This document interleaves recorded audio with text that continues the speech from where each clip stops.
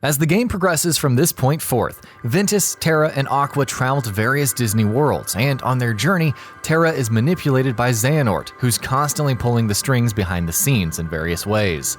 Terra colludes with various Disney villains in the worlds that he goes to, thinking he's only doing so to further his own mission, while actually, Xehanort is orchestrating everything to feed the darkness in the young boy's heart. It's an Anakin Skywalker, Darth Sidious situation to an extent. Several momentous things happen along the way. The darkness inside Terra keeps growing, and when Ventus and Aqua try to intervene, their words fall on deaf ears. Eventually, Ventus and Ericus meet again, which sees the Keyblade Master attempting to destroy Ventus to foil Xehanort's plans. Ventus, however, is saved by Terra, who goes on to fight against Ericus. This ends with Ericus being defeated and ultimately killed by Xehanort. Things come to a head and everything culminates with all the major players, Ventus, Terra, Aqua, Xehanort, and Vanitas, reuniting at the Keyblade Graveyard, the location where the fateful Keyblade War took place over a century ago. It is here that Xehanort reveals his plans to recreate the war. A raging battle ensues between all that are present, but Terra sadly succumbs to the darkness around him. His heart is swallowed by the darkness of the raging battle, which sees Xehanort successfully possessing his body, replacing his frail old one with that of Terra's and getting one step closer to fulfilling his plan. He isn't 100% successful though. As it turns out, even though Xehanort manages to take over Terra's body, a piece of Terra's consciousness lingers in his suit of armor. In this form, Terra manages to cling onto some form of existence, and his suit of armor manages to fight and defeat Xehanort. But that's not the only major thing going down in all of this. Ventus and Aqua have been keeping busy too, locked in a furious battle with Vanitas. Things aren't going so well for them, and as they continue to take a turn for the worse, Vanitas manages to fuse with Ventus and create the X-Blade, successfully doing what Xehanort had meant for him from the beginning. Now possessed by Vanitas, Ventus and Aqua engage in a deadly duel, while within the reaches of his own mind, he's locked in a metaphysical struggle with Vanitas. Aqua manages to successfully hold the possessed Ventus off, while Ventus himself managed to defeat Vanitas. The X-Blade is destroyed and shattered once again, but the cost turns out to be too high. The fateful events take their toll on Ventus's heart, which has become so damaged by everything that's happened that it leaves Ventus's body to seek refuge elsewhere, which means that his body is left behind as a lifeless husk. His heart, meanwhile, finds a new home in the body of a child named Sora, just as it had when Vanitas was first extracted from him. This will have more bearing later on, so do not forget this detail. In the aftermath of the battle, Aqua vows to keep Ventus's lifeless body safe in a place called Castle Oblivion as she looks for a way to restore him back to life and undo the damage that was done to him, before she seeks out Terra.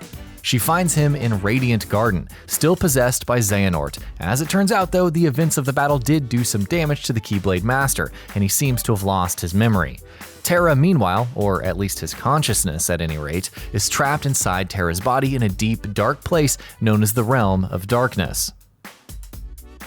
In an attempt to rescue him, Aqua ventures into the Realm of Darkness herself, where she sacrifices herself to save Terra. Aqua now remains trapped in the Realm of Darkness, and as it turns out, Terra wasn't fully recovered either. He's regained some control of his body, but he still shares it with the amnesiac Xehanort, who is more or less still in control. Terra struggles against his control, but that's all it is for now, a struggle.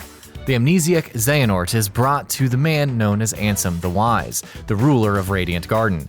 Ansem takes Xehanort in as his apprentice, where eventually, alongside Braig, another apprentice of Ansem's, he starts conducting experiments with the darkness inside of the hearts of people.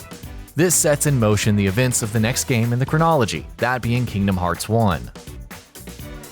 Before we get into the story of Kingdom Hearts 1, let's stay with Xehanort for a while, because there's a lot that needs to be explained here. Xehanort slowly regains his memories under the tutelage of Ansem, while he continues his experiments with the darkness in people's hearts alongside Braig.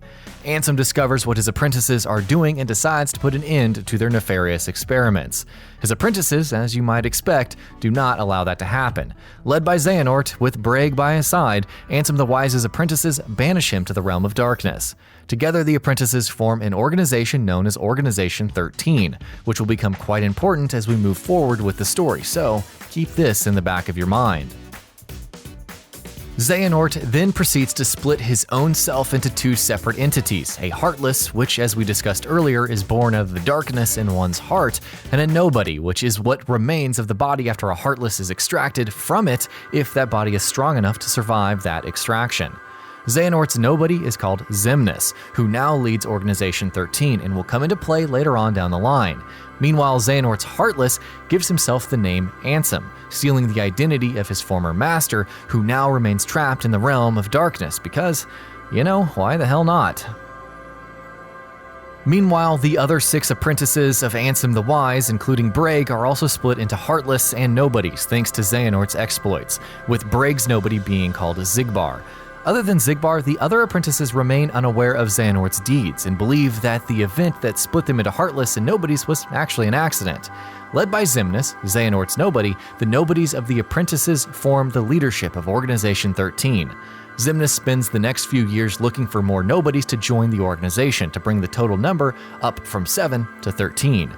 Organization 13 also wants access to Kingdom Hearts because they believe it to be the only way that they can once again become complete entities and not just remain Nobodies. But again, we'll get back to this later. Meanwhile, Ansem the Wise, the real Ansem, manages to escape the realm of darkness and takes refuge in an abandoned mansion in Twilight Town, hiding his existence and his identity under a new name, Diz. He dedicates his time to researching Heartless and Nobodies. Meanwhile, the other Ansem, Xehanort's Heartless, proceeds to unleash an army of Heartless, brought about by his earlier experiments upon the various worlds of the universe, and this is where we finally move into the very first Kingdom Hearts. 9 years have passed. As Kingdom Hearts 1 begins, King Mickey, as in Mickey Mouse, has left his own world to investigate the growing attacks by the Heartless everywhere, and has tasked his 2 most trusted followers, the Mage Donald Duck and the Knight Goofy, to find the key to dealing with the increasing darkness. Kingdom Hearts begins, as so many other JRPGs do, in an idyllic, peaceful location, an isolated island called Destiny Island, where a young boy named Sora lives with his 2 friends, Riku and Kairi. The 3 young kids dream of leaving their peaceful life behind for a life of adventure, to set out into the unknown and find new worlds. Well, they certainly find new worlds all right, but not how they would have imagined, because a story that begins in a peaceful location goes hand in hand with an early disaster. Riku has actually been mingling with the ideas of darkness, and believes it to be the best way of leaving their life behind for one of adventure. A devastating attack ravages Destiny Island, and in the attack, under curious circumstances, Sora receives a mysterious weapon shaped like a key, which, by this point, we all know is a Keyblade. Riku disappears into a void of darkness, but Sora has other things on his mind. He sets out to find and rescue Kairi, which he does, but things don't exactly go well. The island is caught in a literal explosion of darkness, with both Sora and Kairi being blasted into space and far, far away from each other, while Destiny Island itself is destroyed.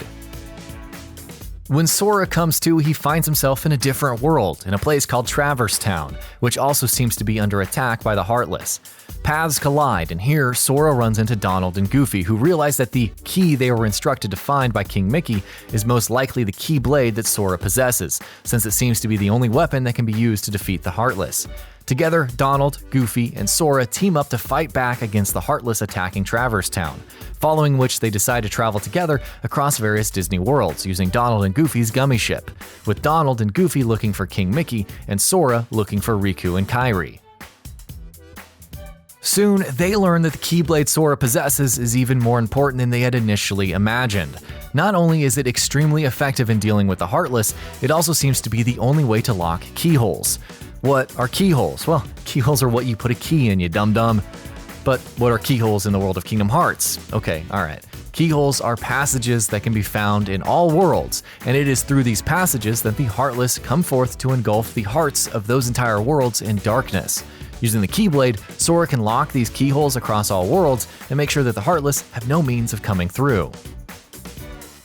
While Sora, Donald, and Goofy are traveling together on the gummy ship to various worlds, a group of Disney villains led by the evil Maleficent, who's being manipulated by Ansem, Xehanort's Heartless Ansem that is leading attacks with the Heartless everywhere. Their purpose? Well, to find and gather the 7 Princesses of Heart, who, it seems, are collectively the key that can open the keyhole that leads to Kingdom Hearts, the source of all hearts.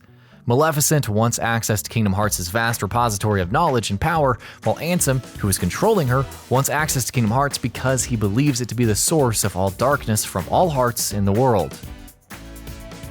The group being led by Maleficent, as it turns out, also includes Riku, who's been manipulated into the ways of darkness.